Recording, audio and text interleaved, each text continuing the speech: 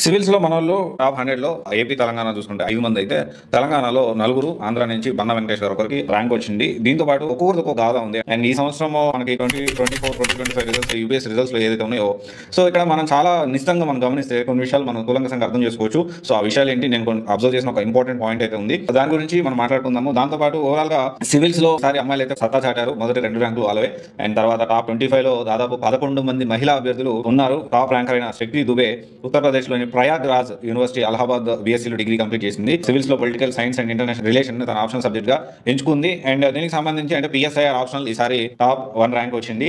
And దీంతో పాటు ఇక్కడ మనం చూసుకుంటా పోతే మన తెలుగు రాష్ట్రాల అభ్యర్థులు సక్సెస్ సాధించిన అభ్యర్థుల వివరాలు మనం ఒకసారి గమనిస్తే, Sai Shivani 11 Warangal, Banna Venkatesh 15 AP, and Ravula Jayasimhareddy 46 Warangal, Shravan Kumar Reddy all India rank 62 Shadnagar, Sai Chaitanya Jadhav 68 Adilabad, S Chaitan Reddy 110, Chennam Shivaganesh Reddy 190, Tella Pavan Kalyan 146 AP, and N Srikanth Reddy 151, Nellore Sai Teja 154, Kollipaka Srikrishna Sai 190, Narasimhasetty Karan Teja 231, Khammam Harivar Prasad 255, Sai Kiran 298, and Banoth Nagaraj 697.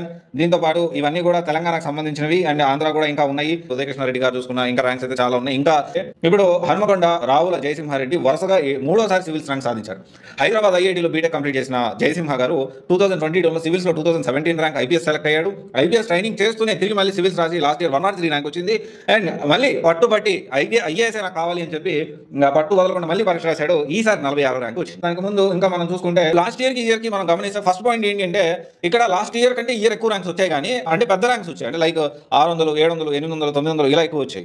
And last year 43 ranks ఏమి వచ్చినాయి. ఎగ్జాక్ట్లీ లాస్ట్ ఇయర్ చూసుకుంటే 43 ర్యాంక్స్ వరకు వచ్చాయి. కానీ చాలా వరకు చిన్న ర్యాంక్స్ వచ్చాయి. కానీ చూడాలి, వేసి చూడాల్సింది. ఇక్కడ మన కర్ణాటక అండ్ తమిళనాడులో మళ్ళీ బాగానే వాళ్ళకి ఎక్కువ ఈసారి ర్యాంక్స్ వచ్చాయి. సో ర్యాంక్స్ సాధించిన వాళ్ళే మళ్ళీ ర్యాంక్స్ సాధించాలి. ఇదైతే ఖచ్చితంగా అంటే వాళ్ళకి already they know right path. ఇక్కడ ఒకటే విషయం ఏంటంటే, ఒక్కసారి లక్ష్యం చేరుకున్న తర్వాత సెకండ్ టైం ఈజీగా ర్యాంక్ కొట్టగలుగుతున్నారు. ఒక పర్సన్ 3 సార్లు కొట్టారు. జయసింహ గారికి 3 సార్లు ర్యాంక్ కొట్టారు. అంటే ఇది ఒకటే సినారీ కాదు, ఇంతకు ముందు కూడా చాలా మంది ఉన్నారు. ఒక్కసారి ర్యాంక్ సాధించిన వాళ్ళు రెండోసారి ర్యాంక్ సాధించడానికి చాలా ఈజీ అవుతుంది. అంటే they know the better way to reach the success. ఆ సక్సెస్ అవడానికి బెటర్ వే ఏంటి అనేది వాళ్ళకి తెలిసి ఉండొచ్చు మేబీ. బట్ ఇక్కడ ఏంటి అంటే, టాపర్స్ ఎవరైతే ఉన్నారో వాళ్ళ సక్సెస్ స్టోరీ చూడండి, వాళ్ళ ఆన్సర్ రైటింగ్ ఎలా ఉంది, సో వాళ్ళు ఎలా ప్లాన్ చేసుకున్నారు, కరెంట్ అఫైర్స్ ఎలా ప్రిపేర్ అయ్యారు. అండ్ డెఫినెట్లీ దాంట్లో కొంత ప్రతి ఒక్కరు రీసెర్చ్ చేయాల్సిన అవసరం ఉంది. మీరు గత 5-6 సంవత్సరాల నుంచి చూడండి, ర్యాంక్స్ విషయంలో యూపీఎస్సీ సక్సెస్ సాధించే వాళ్ళ విషయంలో ర్యాంక్స్ సాధించిన వాళ్ళు మళ్ళీ ర్యాంక్ సాధించడానికి కారణం నాకు తెలిసి ఏమనుకుంటున్నారంటే, they know the right path. ఒకసారి అవేలో వెళ్ళినప్పుడు వాళ్ళు మొత్తం సిస్టమ్ మొత్తం రెడీ చేసుకున్నారు. ఈజీగా వాళ్ళు యూపీఎస్సీ క్రాక్ చేయగలుగుతున్నారు. ఇన్ని లక్షల మందితో పోటీ పడి ఒకసారి కాదు, 2 సార్లు కాదు, 3 సార్లు, కొంతమంది 2 సార్లు ర్యాంక్ సాధించిన మన ఉదయకృష్ణ గారు కూడా చూసుకుంటే 2 టైమ్స్ అతను ర్యాంక్ సాధించారు వరుసగా.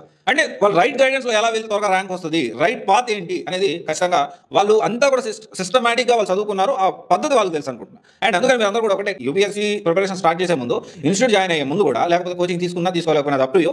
అండ్ కోచింగ్ తీసుకోకుండా సక్సెస్ అవ్వచ్చు అంటే 100% సక్సెస్ అవ్వచ్చు. కానీ అట్ ద సేమ్ టైం మనకి తెలియకుండా ఇంటెన్షన్లో మనం ఖచ్చితంగా ఎంతో కొంత రిసోర్సెస్ మనకి హెల్ప్ అవుతూ ఉంటాయి ఆన్లైన్లో. ఏదో ఒక ఇన్స్టిట్యూట్ తయారు చేసిన రిసోర్సే కదా అది. సరే, ఎనీవే ఇక్కడ ఒకటే విషయం ఏంటి అంటే, మన తెలుగు వాళ్ళు ఈసారి అయితే 100 లోపల ర్యాంక్స్ అయితే ఆంధ్ర తెలంగాణ కలిపి 5 ర్యాంక్స్ మాత్రమే వచ్చాయి.